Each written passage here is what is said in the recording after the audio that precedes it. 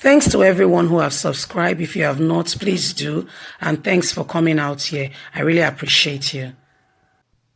Femi Fani Kayode attacks Presidency for dabbling and calling Soyinka a mere fiction writer. Former Aviation Minister Femi Fani Kayode has frowned at the attack on Professor Soyinka by the President Muhammadu Buhari Presidency administration. The former minister said the presidency should understand that Soyinka remained a Nobel literate whose shoes the presidency are not fit to local or to lose. In reaction to Soyinka's criticism of President Muhammadu Buhari's lockdown of some states such as Lagos, Ogun, and Abuja, as well as Abuja for 14 days over coronavirus, the COVID-19 pandemic, Buhari's senior aide on media and publicity, Garuba Shehu, on Wednesday asked Nigerians to only take serious information from scientists and medical specialists on issues of coronavirus or COVID-19 and not fiction writers. In the meantime, we ask the people of Nigeria to trust the words of our doctors and scientists and not fiction writers at this time of national crisis. We heard some of the words of Shehu Garuba Shehu. Yesterday, the esteemed Nobel Prize winner, Professor Wole Soyinka, made comments on the legal status and description of the 14-day lockdown announced by President Muhammadu Buhari in his supposed live broadcast. Professor Soyinka is not a mere professor. His qualifications are in English literacy and his prizes are from written books and play for theaters, Shehu has said. But responding in a post on his verified Twitter account, Femi Fani Kayode wrote, "When he supported you in 2015, you hailed him and praised him. Now he has criticized you. You publicly and unashamed put him down in public, saying to him that his qualification is not relevant in the issue of coronavirus. And all he said was the handling of coronavirus, the presidential declaration of lockdown without following due process. The law is the law, irrespective of what is happening.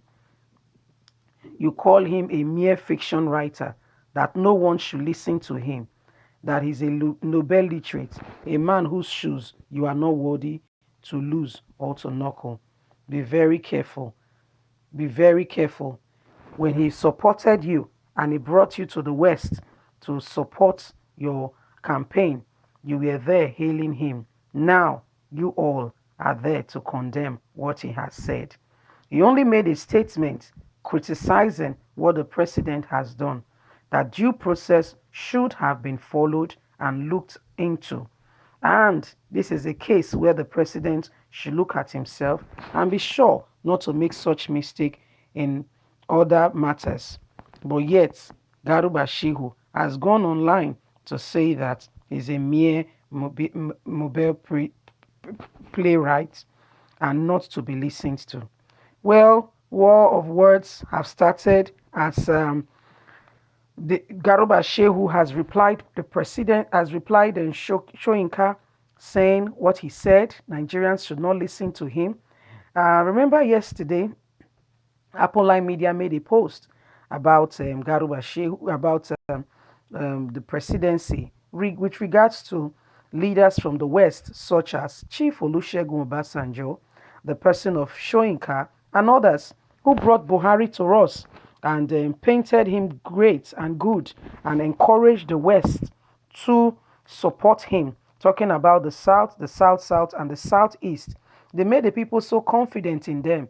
That was a well-written piece by one of our media representative that was read out yesterday regarding them not you know, checking out the person. And the writer went further to explain that anybody below 40 may be forgiven because at the time when Buhari was a military head of state, he did so many things unspeakable and remarkable that Nigerians should not forget in a hurry. However, the person of Obasanjo, the likes of Soyinka, were those who preached and clamored for him and encouraged the people of the South, Southeast, went ahead campaigning for him and this government. Now the music has been set and they are dancing to the tune of the music. They are not happy or totally comfortable with the style of governance.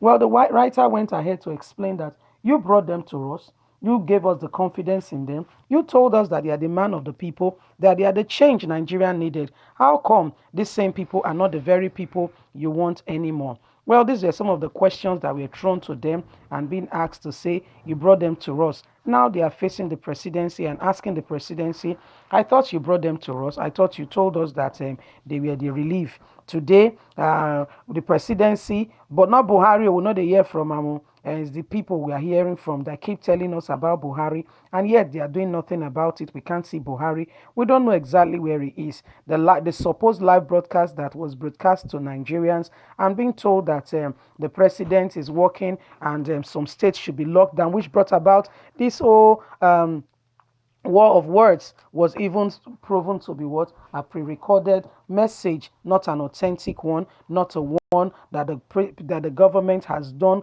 with the thought of the people at heart and then truly carried out, because they are trying so hard to make us believe that the president of the country, alleged Jubril President Muhammadu Buhari, is in the country. We saw that.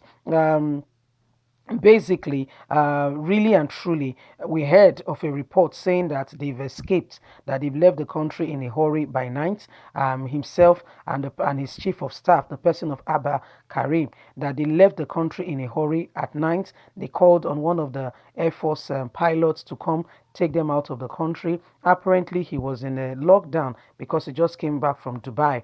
And so, as a military person, he has to adhere to the call, the Cryon call for the presidency. However, he made further arrangements for them to get someone else to come take them down for this unannounced traveling. And so Nigerians began to cry and to uh, call